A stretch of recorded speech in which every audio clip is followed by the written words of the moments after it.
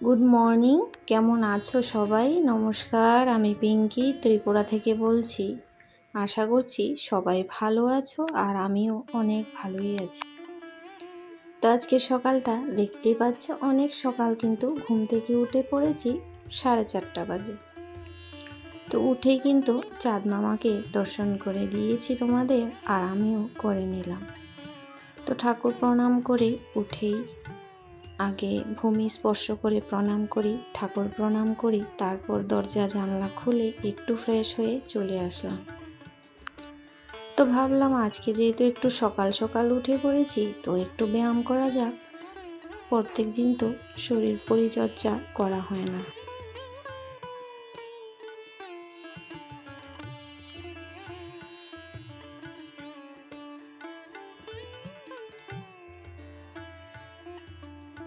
ভোর 4:30 থেকে সকাল 10টার মধ্যে সমস্ত ঘরদোর পরিষ্কার, রান্না, ব্রেকফাস্ট সমস্ত কিছুই একা হাতে কিন্তু গুছিয়ে সেরে নিয়ে নেব, আর সেটাই তোমাদের সাথে আজকের ভিডিওতে শেয়ার করব। তো প্রতিদিন তো শরীর এর প্রতি যত্ন নেওয়া হয় না, মানে এই যে ব্যায়াম করাটা প্রত্যেক দিন সকালে হয়ে ওঠে না। তো আজকে যেহেতু সকাল উঠে পড়েছি, তাই ভাবলাম করিনি। তো ব্যায়াম করার আমার কোনো হয় না, সময়সূচি আমি স্টেপ বাই স্টেপ করি, আর স্টেপগুলো গণে নিই যে এতটার মধ্যে এতটা করে নেব। তো যাই হোক, সমস্ত কিছু করে এখন কিন্তু আমি আমার ঘরগুলো ঝাড়ু দিয়ে দেব আগেই এক এক করে, তারপর ঘরগুলো মুছে নেব। তো ছেলে, আবার ছোট ছেলে টিউশন আছে, ওকে 7টার মধ্যে তৈরি করে দিতে হবে, তো টিউশনে যাবে। তো এখন তো সবাই ঘুমিয়ে আছে, তো আমি আমার মতো সমস্ত কাজগুলি করে নিলে ঝটপট কিন্তু তাড়াতাড়ি হয়ে যাবে।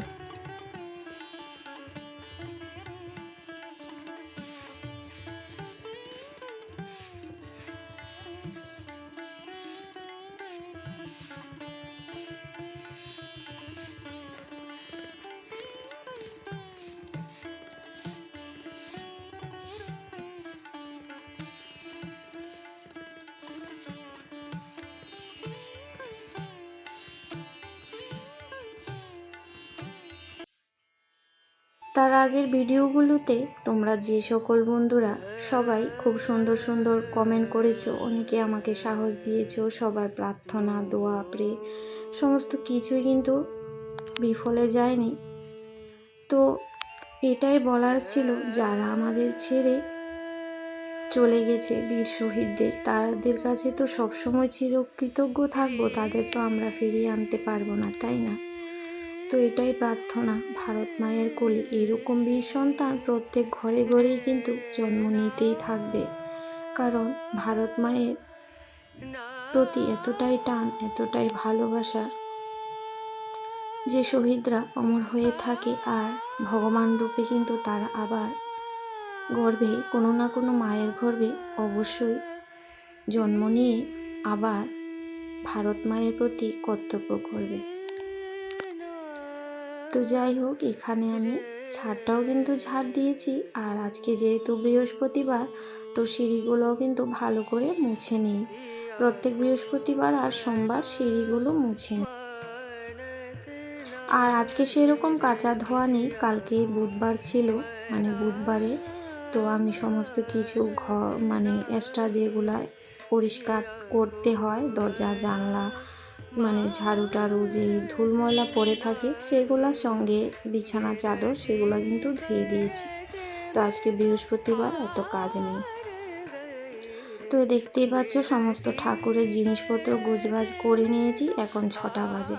তো সমস্ত কিছু জোগাড় করে নিলে কিন্তু পূজা দিতে বেশিও সময় লাগে না। তো যাই হোক, আজকে আলতা পরার একদম সময় পাইনি, তো আলতাটা পরতে গেলে মনে হবে যে আরও লেট হব, তাই কিন্তু আজকে আর আলতা পরলাম না। তো পরে যদি সময় পাই অবশ্যই পরে নেব।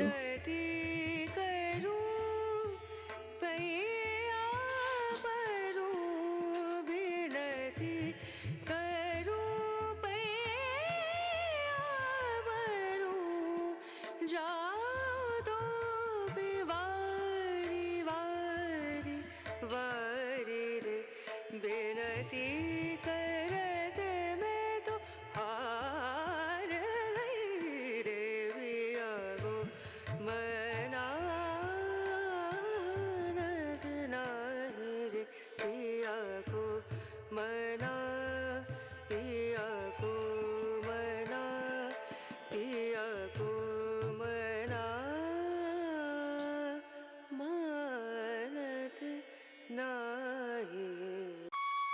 তো তোমরা প্রতিনিয়ত আমাকে এভাবে কমেন্ট করে যাচ্ছ, দিদি ভাই তুমি ভয়েস দিচ্ছ না কেন, ভয়েস দাও, তোমার ভয়েস খুব মিস করছি। তো সবার ভালোবাসা আমি আর ফেলতে পারলাম না, তো অনেক চেষ্টা করে একটু আবার ভয়েস দেওয়ার শুরু করেছি। তো এখানে ঠাকুর সেবাটা কিন্তু আস্তে আস্তে দিয়ে দেব। আর আজকে কলা পাইনি, সকাল সকাল ছেলেটাকে পাঠিয়েছি, তো এত সকাল তো কলা আর পাওয়া যাবে না। তো যাই হোক, এখানে আম আর চাল দিয়ে একটু মিষ্টি যে কোনো কিছু একটা দিতে হয়, সেটা দিয়েই ঠাকুর সেবাটা দিয়ে দেব লক্ষ্মী মায়ের। তো ঠাকুর আমাদের বলেনি আমাদের রাজভোগ দিয়ে সেবা দিতে, ওই যে মনের ভক্তি, একটু তুলসী পাতা জলে কিন্তু ঠাকুর সন্তুষ্ট হয়ে যান। আর তার সাথে চোখের যদি একটু নম্র জল থাকে না, আর কিছু চাই না।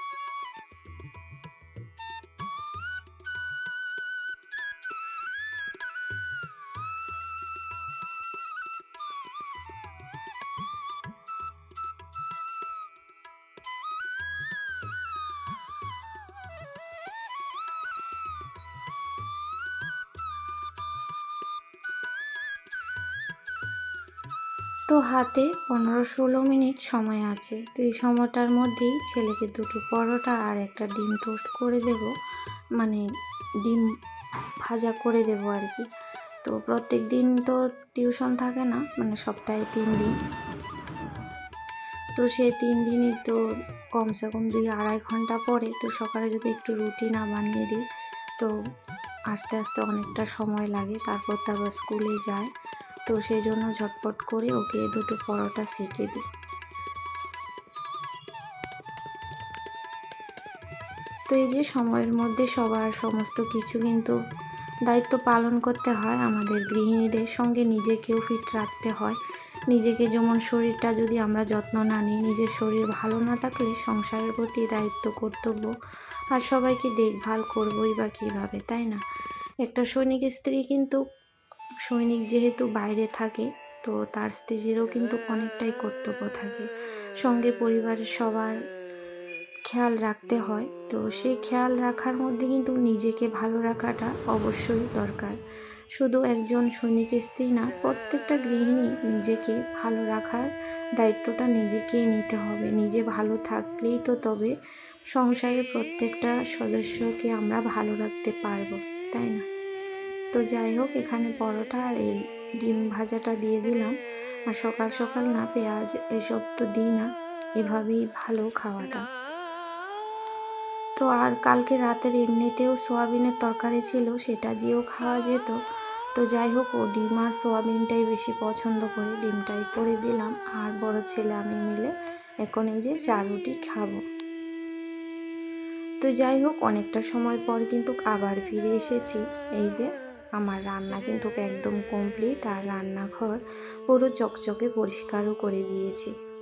আর সেই সমস্ত কিছু কিন্তু শেয়ার করিনি, একদম সিম্পল রান্না করেছি, ডাল ভাত, আর এখানে ভিন্ডি আলু ভাজা, কয়েক টুকরা করলা ভাজা করেছি, আর ঝিঙ্গে শুটকি দিয়ে করেছি।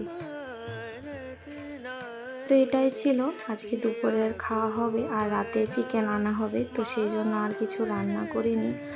আর ঝটপট রান্নার পেছনেও কারণ আছে, কারণ একটু বাইরে যেতে হবে ছেলেকে নিয়ে, ছেলের বইয়ের জন্য, মানে শহরের দিকে আগরতলায়। তো এখানে তো পাওয়া যায় না সমস্ত কিছু আমাদের,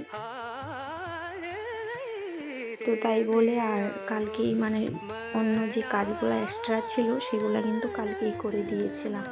তো এইভাবেই বুদ্ধি কাটিয়ে সংসারের সমস্ত কাজ করতে হয় আগে পিছে করে।